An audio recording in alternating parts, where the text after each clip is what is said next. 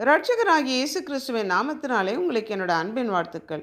இன்றைய நாள் தியானத்துக்காக தெரிந்து கொள்ளப்பட்ட வேத வசனம் சங்கீதங்களின் புஸ்தகம் 16வது சங்கீதம் 8வது வசனம். கர்த்தரை எப்பொழுதும் எனக்கு முன்பாக வைத்திருக்கிறேன், அவர் என் வலது பார்சத்தில் இருக்கிறபடியால் நான் அசைக்கப்படுவதில்லை.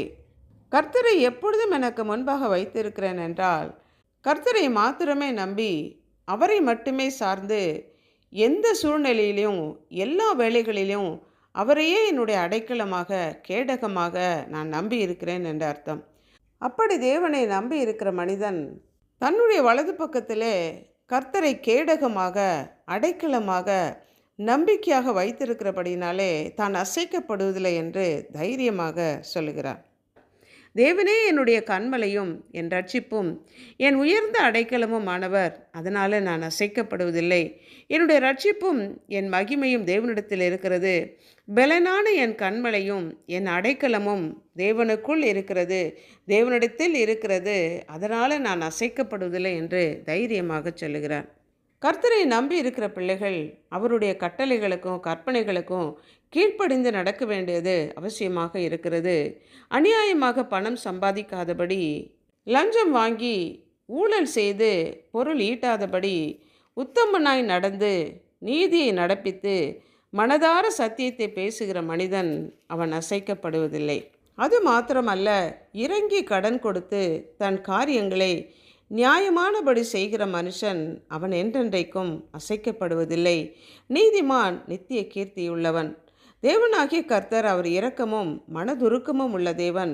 தேவனுடைய குணாதிசயங்களை உடைய மனிதனாக இரக்கமும் மனதுருக்கமும் உடையவனாக இருந்து இறங்கி கடன் கொடுத்து தன்னுடைய காரியங்களை எல்லாம் நியாயமானபடி செய்கிற மனிதன் பாக்கியவானாக இருக்கிறான்.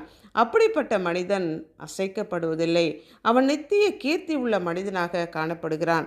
தற்போது நடக்கிற சம்பவங்களை கேட்கும்போது, பேரழிவுகள், இயற்கை சீற்றங்களை நாம் கேட்கும்போது நம்முடைய மனம் துவண்டு போகிறது, மனம் உடைந்து போகிறோம்.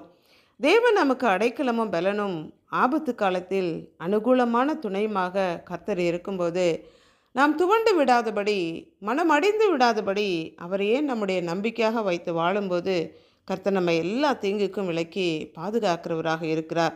பூமி நிலை மாறினாலும், மலைகள் நடு சமுத்திரத்தில் சாய்ந்து போனாலும், அதன் ஜலங்கள் கொந்தளித்து பொங்கி அதன் பெருக்கினால் பர்வதங்கள் அதிர்ந்தாலும் நாம் பயப்படும் என்று சங்கீதம் 46 வாசிக்கிறோம். கர்த்தர் நமக்கு அடைக்கலமும் கேடகமும் ஆபத்து காலத்தில் அரணான துணையுமாக இருக்கிறதுனால நாம் அசைக்கப்படாதபடி அவரையே நம்பி நாம் சார்ந்து இருக்க முடியும். அன்புள்ள ஆண்டவரே, எங்களை படைத்தவரே, எங்களுக்காக ஜீவனை கொடுத்து எங்களை மீட்டு கொண்டவரே, உம்மை மாத்திரம் நம்பி சார்ந்து வாழத்தக்கதான கிருபை தாங்க. உம்முடைய வார்த்தைகளுக்கும் கட்டளைகளுக்கும் கற்பனைகளுக்கும் நாங்கள் கீழ்ப்படிந்து நடந்து உம்மிலே நாங்கள் பலன் கொண்டு உம்மையே அடைக்கலமாக கொண்டு வாழ எங்கள் ஒவ்வொருவரையும் அர்ப்பணித்து ஜெபிக்கிறோம்.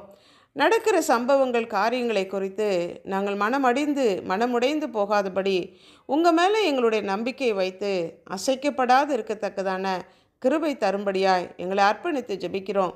இயேசு கிறிஸ்துவின் நாமத்தினால் ஜெபிக்கிறோம் பிதாவே, ஆமென்.